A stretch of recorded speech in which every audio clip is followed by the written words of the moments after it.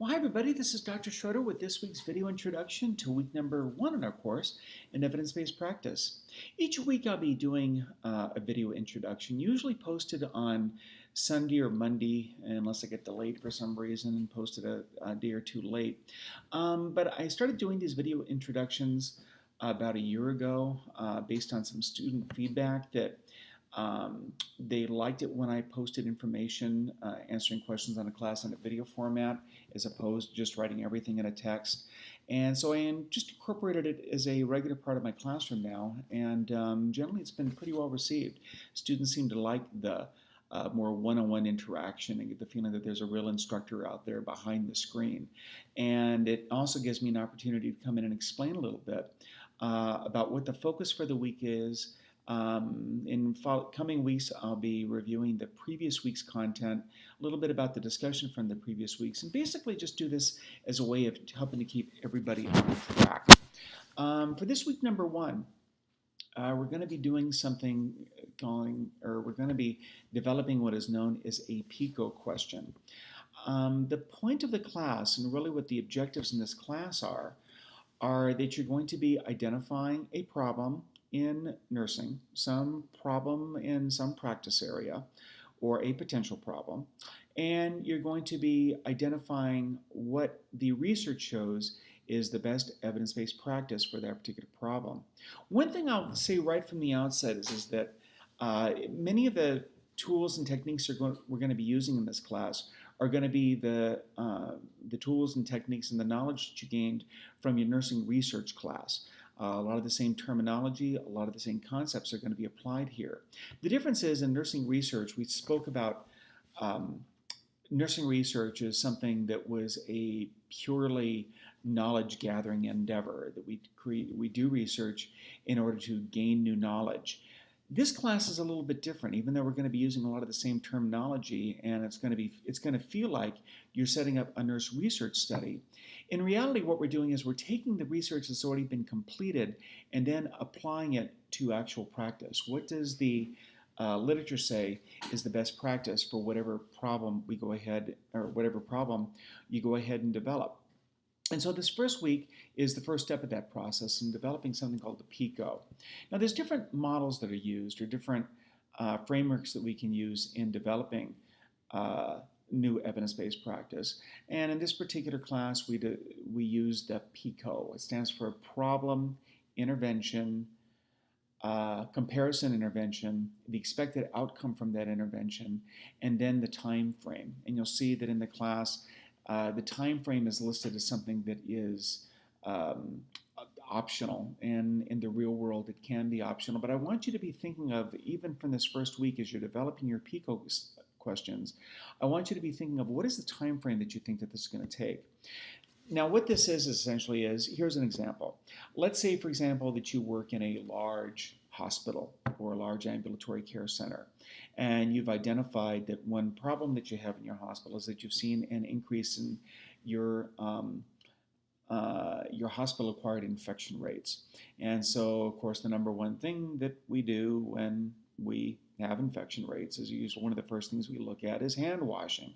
And so an example of a PICO might be that your problem and / your patient population, or your population that you're working with, is the problem is hospital-acquired infections, increasing hospital-acquired infections, and so your population is going to be nurses working within the organization, or nurses working with acutely ill patients. And maybe a new intervention may be a new training program, a new education program for making sure that nurses are washing their hands correctly. And then you're going to compare that with your current system, which is maybe just going through and doing an annual competency, or maybe just having, I don't know, posters in the bathroom about washing your hands for 30 seconds, or whatever it is. Whatever your current practice is would be what you would compare that with the outcome that you want to decrease the actual hospital-acquired infections. And that you might, for this new education program, you might give yourself a time frame of maybe 6 months to see if it's going to be, do you see a decrease over a 6-month period? And so that's just an example. It's a very simple example. I wouldn't expect anybody to use that particular example. Um, but that's just an example of how the process works. Again, you're coming up with a new intervention, one that the research shows is one that has already been proven, or one that is supported in the research to show has the expected outcome. In other words, it is already evidence-based practice.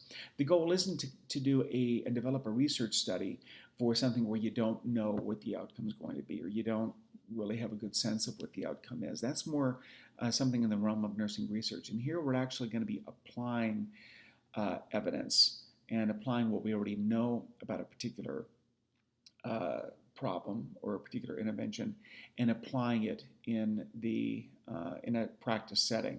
So that's your first task. The first task is to start to tackle this. And so the way the discussion questions work, the discussion questions weeks 1 through 7, your initial response is always due by Wednesday at midnight.